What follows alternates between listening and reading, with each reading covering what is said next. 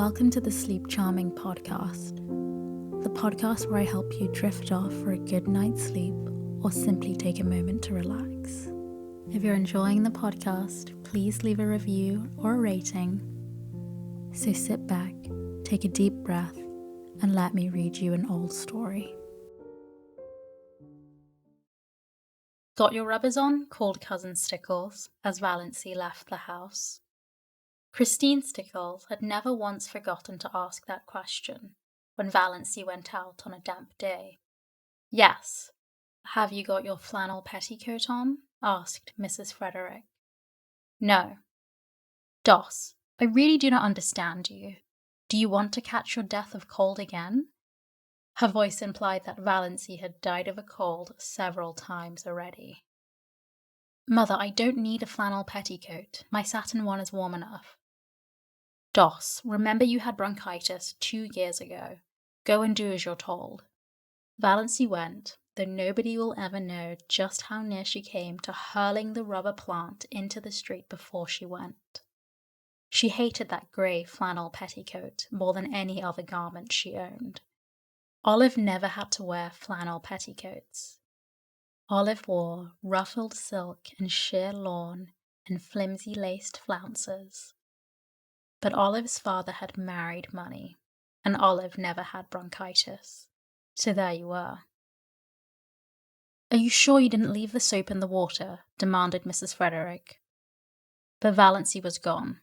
She turned at the corner and looked back down the ugly, prim, respectable street where she lived. The Sterling house was the ugliest on it, more like a red brick box than anything else. Too high for its breadth, and made still higher by a bulbous glass cupola on top. About it was the desolate, barren peace of an old house whose life is lived. There was a very pretty little house, with leaded casements and dubbed gables, just around the corner. A new house, one of those houses you love the minute you see them. Clayton Markley had built it for his bride. He was to be married to Jenny Lloyd in June. The little house, it was said, was furnished from attic to cellar in complete readiness for its mistress. "I don't envy Jenny the man," thought Valancy sincerely. Clayton Markley was not one of her many ideals. But I do envy her the house. It's such a nice young house. If I could only have a house of my own. Ever so poor, so tiny, but my own. But then, she said bitterly, there's no use in yowling for the moon when you can't even get a tallow candle. In dreamland, nothing would do Valancy but a castle of pale sapphire. In real life, she would have been fully satisfied with a little house of her own. She envied Jenny Lloyd more fiercely than ever today. Jenny was not so much better looking than she was, and not so very much younger. Yet she was to have this delightful house, and the nicest little Wedgwood teacups, Valancy had seen them, an open fireplace, and a monogrammed linen, hem-stitched tablecloths, and a china closet. Why did everything come to some girls, and nothing to others? It wasn't fair. Valancy was once more seething with rebellion as she walked along, a prim, dowdy little figure in her shabby raincoat and a 3-year-old hat, splashed occasionally by the mud of a passing motor with its insulting shrieks. Motors were still rather a novelty in Deerwood, though they were common in Port Lawrence, and most of the summer residents up at Muskoka had them. In Deerwood, only some of the smart set had them, for Deerwood was divided into sets. There was the smart set, the intellectual set, the old family set, of which the Sterlings were members, the common run, and a few pariahs. Not one of the Sterling clan had as yet condescended to a motor, though Olive was teasing her father to have one. Valancy had never ever been in a motor car, but she did not hanker after this. In truth, she felt rather afraid of motor cars, especially at night. They seemed to be too much like big, purring beasts that might turn and crash you, or make some terrible savage leap somewhere. On the steep mountain trails around her blue castle, only gaily caparisoned steeds might proudly pace. In real life, Valancy would have been quite contented to drive a buggy behind a nice horse. She got a buggy drive only when some uncle or cousin remembered to fling her a chance, like a bone to a dog. Of course she must buy the tea in Uncle Benjamin's grocery store. To buy it anywhere else was unthinkable. Yet Valancy hated to go to Uncle Benjamin's store on her 29th birthday. There was no hope that he would not remember it. "Why?" demanded Uncle Benjamin leeringly as he tied up her tea. "Are young ladies like bad grammarians?" Valancy, with Uncle Benjamin's will in the background of her mind, said meekly, "I don't know why." "Because," chuckled Uncle Benjamin, "they can't decline matrimony." The two clerks, Joe Hammond and Claude Bertram, chuckled also, and Valancy disliked them a little more than ever. On the first day Claude Bertram had seen her in the store, she had heard him whisper to Joe, "Who is that?" And Joe had said, "Valancy Sterling, one of the Deerwood old maids." "Curable or incurable?" Claude asked, with a snicker, evidently thinking the question was very clever. Valancy smarted anew with the sting of that old recollection. 29, Uncle Benjamin was saying. "Dear me, Doss, you're dangerously near the second corner, and not even thinking of getting married yet? 29? It seems impossible." Then Uncle Benjamin said an original thing. Uncle Benjamin said, "How time does fly." "I think it crawls," said Valancy passionately. Passion was so alien to Uncle Benjamin's conception of Valancy that he did not know what to make of her. To cover his confusion, he asked another conundrum as he tied up her beans. Cousin Stickles had remembered at the last moment that they must have beans. Beans were cheap and filling. "What two ages are apt to prove illusory?" asked Uncle Benjamin, and not waiting for Valancy to give it up, he added, "Mirage and marriage." "Mirage is pronounced mirage," said Valancy shortly, picking up her tea and beans. For the moment she did not care whether Uncle Benjamin cut her out of his will or not. She walked out of the store while Uncle Benjamin stared after her with his mouth open. Then he shook his head. "Poor Doss is taking it hard," he said. Valancy was sorry by the time she reached the next crossing. Why had she lost her patience like that? Uncle Benjamin would be annoyed and would likely tell her mother that Doss had been impertinent. To me, and her mother would lecture her for a week. "I've held my tongue for 20 years, thought Valancy. Why couldn't I have held it once more? Yes, it was just 20, Valancy reflected, since she had first been twitted with her loverless condition. She remembered the bitter moment perfectly. She was just 9 years old, and she was standing alone on the school playground, while the other girls of her class were playing a game in which you must be chosen by a boy as his partner before you could play.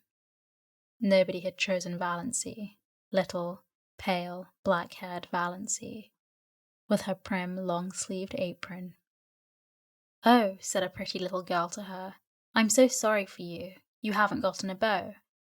Valancy had said defiantly, as she continued to say for 20 years, "I don't want a beau." But this afternoon, Valancy, once and for all, stopped saying that. "I'm going to be honest with myself anyhow," she thought savagely. "Uncle Benjamin's riddles hurt me. I do want to be married. I want a house of my own. I want a husband of my own. I want sweet little fat babies of my own." Valancy stopped suddenly, aghast at her own recklessness. She felt sure that Reverend Dr. Sterling, who passed her at this moment, read her thoughts and disapproved of them thoroughly. Valancy was afraid of Dr. Sterling, and had been afraid of him ever since the Sunday, 23 years before, he had first come to St. Albans. Valancy had been too late for Sunday school that day, so she had gone into the church timidly and sat in their pew. No one else was in the church, nobody except the new rector, Dr. Sterling. Dr. Sterling stood up in front of the choir door, beckoned to her, and said sternly, "Little boy, come up here." Valancy had stared around her.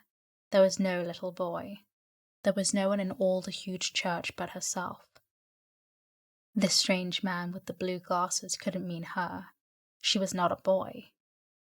"Little boy," repeated Dr. Sterling, more sternly still, shaking his forefinger fiercely at her.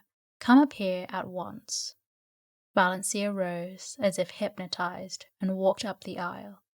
She was too terrified to do anything else. What dreadful thing was going to happen to her? What had happened to her? Had she actually turned into a boy?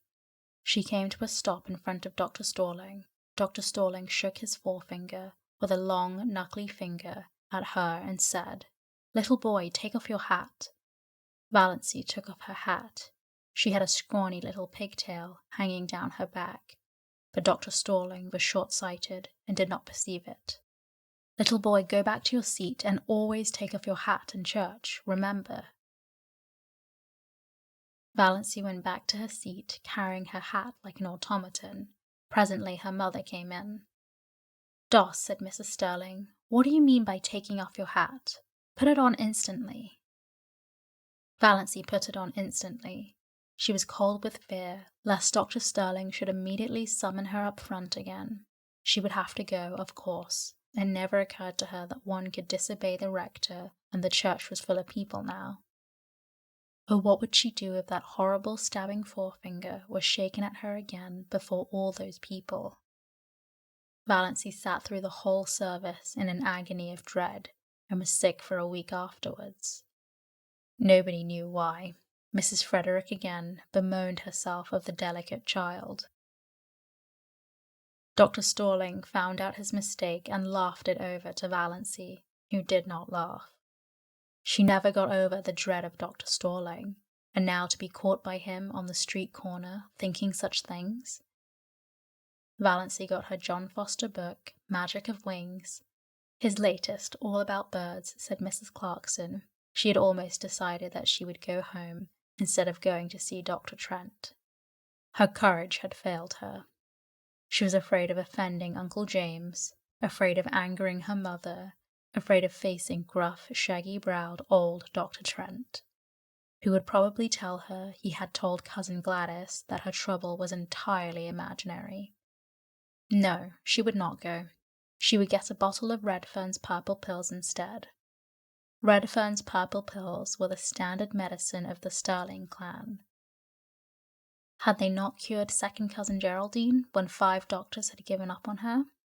Valancy always felt very skeptical concerning the virtues of the purple pills, but there might be something in them, and it was easier to take them than to face Dr. Trent alone. She would glance over the magazines in the reading room a few minutes and then go home. Valancy tried to read a story, but it made her furious. On every page was the picture of a heroine surrounded by adorning men.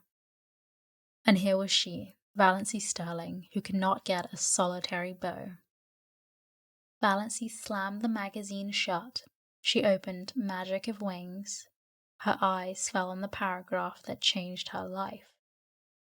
"Fear is the original sin," wrote John Foster. "Almost all the evil in the world has its origin in the fact that someone is afraid of something. It is a cold, slimy serpent coiling about you. It is horrible to live with fear, and it is of all things degrading." Valancy shut Magic of Wings and stood up. She would go. She would go and see Dr. Trent. The ordeal was not so dreadful after all. Dr. Trent was as gruff and abrupt as usual, but he did not tell her her ailment was imaginary. After he had listened to her symptoms and asked a few questions and made a quick examination, he sat for a moment, looking at her quite intently. Valancy thought he looked as if he was sorry for her. She caught her breath for a moment. Was the trouble serious? Oh, it couldn't be. Surely. It really hadn't bothered her much. Only lately had gotten a little worse. Dr. Trent opened his mouth, but before he could speak, the telephone at his elbow rang sharply. He picked up the receiver. Valancy, watching him, saw his face change suddenly as he listened. Dr. Trent dropped the receiver, dashed out of the room and upstairs without even a glance at Valancy. She heard him rushing madly about overhead, barking out a few remarks to somebody, presumably his housekeeper.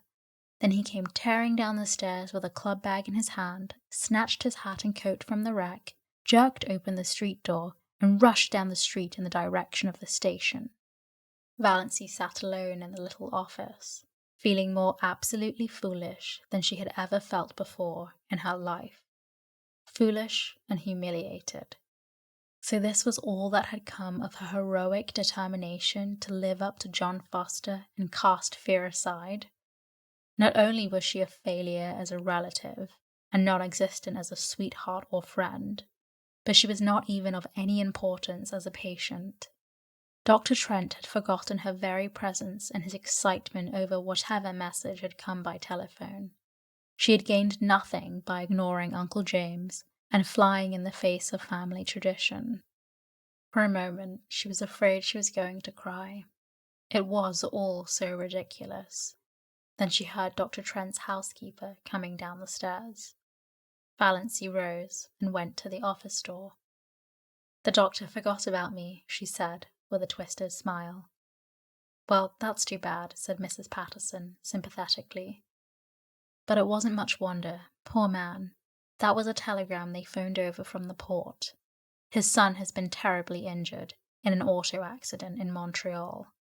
The doctor had just 10 minutes to catch the train. I don't know what he'll do if anything happens to Ned. He's just bound up in the boy.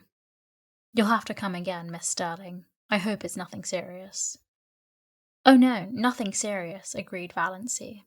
She felt a little less humiliated. It was no wonder poor Dr. Trent had forgotten her at such a moment. Nevertheless, she felt very flat and discouraged as she went down the street. Valancy went home by the short cut of Lover's Lane. She did not often go through Lover's Lane, but it was getting near supper time, and it would never do to be late. Lover's Lane wound back of the village under great elms and maples, and deserved its name. It was hard to go there at any time and not find some canoodling couple, or young girls in pairs, arms intertwined. Valancy didn't know which made her feel more self-conscious and uncomfortable. This evening she encountered both. She met Connie Hale and Kate Bailey in new pink organdy dresses with flowers stuck coquettishly in their glossy bare hair. Valancy had never had a pink dress or worn flowers in her hair. Then she passed a young couple she didn't know, dandering along, oblivious to everything but themselves. The young man's arm was around the girl's waist, quite shamelessly. Valancy had never walked with a man's arm about her. She felt that she ought to be shocked. They might leave that sort of thing for the screening twilight, at least, but she wasn't shocked. In another flash of desperate, stark honesty, she owned to herself that she was merely envious. When she passed them, she felt quite sure that they were laughing at her, pitying her. There's that queer little old maid, Valancy Sterling. They say she never had a beau in her whole life. Valancy fairly ran to get out of Lover's Lane. Never had she felt so utterly colourless and skinny and insignificant. Just where Lover's Lane debouched on the street, an old car was parked. Valancy knew that car well, by sound at least, and everybody in Deerwood knew it. This was before the phrase Tin Lizzie had come into circulation in Deerwood, at least. But if it had been known, this car was the tinniest of Lizzies, though it was not a Ford, but an old grey Slosson. Nothing more battered and disreputable could be imagined. It was Barney Snaith's car, and Barney himself was just scrambling up from under it in overalls plastered with mud. Valancy gave him a swift, furtive look as she hurried by. This was only the second time she'd ever seen the notorious Barney Snaith. though she had heard enough about him in the 5 years that she had been living up back in Muskoka. The first time had been nearly a year ago, on the Muskoka Road. He had been crawling from under his car then, too, and he had given her a cheerful grin as she went by. A little whimsical grin that gave him the look of an amused gnome. He didn't look bad. She didn't believe he was bad, in spite of the wild yarns that were always being told of him. Of course, he went tearing in that terrible old grey Slosson through Deerwood at all hours when decent people were in bed, often with old roaring Abel, who made the night hideous with his howls. Both of them dead drunk, my dear, and everyone knew that he was an escaped convict and a defaulting bank clerk and a murderer in hiding and an infidel and an illegitimate son of an old roaring Abel gay, and the father of roaring Abel's illegitimate grandchildren, and a counterfeiter, and a forger, and a few other awful things.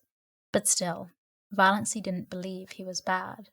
Nobody with a smile like that could be bad, no matter what he had done. It was that night the Prince of the Blue Castle changed, from being a grim jaw and hair with a dash of premature grey, to a rankish individual with overlong tawny hair, dashed with red, dark brown eyes, and ears that stuck out just enough to give him an alert look, but not enough to be called flying jibs. But he still retained something a little grim about the jaw. Barney Snaith looked even more disreputable than usual just now. It was very evident that he hadn't shaved for days, and his hands and arms, bare to the shoulders, were black with grease. But he was whistling gleefully to himself, and he seemed so happy that Valancy envied him. She envied him, his light-heartedness, and his irresponsibility, and his mysterious little cabin up on an island in Lake Mistawis, even his rackety old grey Slosson. Neither he or his car had to be respectable and live up to traditions. When he rattled past her a few minutes later, bareheaded, leaning back in his Lizzie at a raffish angle, his long hair blowing in the wind, a villainous-looking old black pipe in his mouth, she envied him again. Men had the best of it, no doubt about that. This outlaw was happy, whatever he was or wasn't. She, Valancy Sterling, respectable, well-behaved to the last degree, was unhappy, and had always been unhappy. So there you were. Valancy was just in time for supper. The sun had clouded over, and a dismal, drizzling rain was falling again. Cousin Stickles had the neuralgia. Valancy had to do the family darning, and there was no time for magic of wings. "Can't the darning wait till tomorrow?" she pleaded. "Tomorrow will bring its own duties," said Mrs. Frederick, inexorably. Valancy darned all evening, and listened to Mrs. Frederick and Cousin Stickles talking the eternal, niggling gossip of the clan, as they knitted dearly at interminable black stockings. They discussed second cousin Lillian's approaching wedding in all its bearings. On the whole, they approved. Second cousin Lillian was doing well for herself. "Though she hasn't hurried," said Cousin Stickles. "She must be 25. "There have not fortunately been many old maids in our connection," said Mrs. Frederick bitterly. Valancy flinched. She had run the darning needle into her finger. Third cousin Aaron Gray had been scratched by a cat, and had blood poisoning in his finger. "Cats are most dangerous animals," said Mrs. Frederick. "I would never have a cat about the house." She glared significantly at Valancy through her terrible glasses. Once 5 years ago, Valancy had asked if she might have a cat. She had never referred to it since. But Mrs. Frederick still suspected her of harboring the unlawful desire in her heart of hearts. Once Valancy sneezed. Now, in the Sterling Code, it's very bad form to sneeze in public. "You can always repress a sneeze by pressing your finger about your upper lip," said Mrs. Frederick rebunkingly. 9:30 and so, as Mrs. Pepys would say, to bed. But first, Cousin Stickles' neuralgic back must be rubbed with Redfern's liniment. Valancy did that. Valancy always had to do it. She hated the smell of Redfern's liniment. She hated the smug, beaming, portly, bewhiskered, bespeckled picture of Dr. Redfern on the bottle. Her fingers smelled of the horrible stuff after she got into bed, in spite of all the scrubbing she gave them. Valancy's day of destiny had come and gone. She ended it as she begun it, in tears.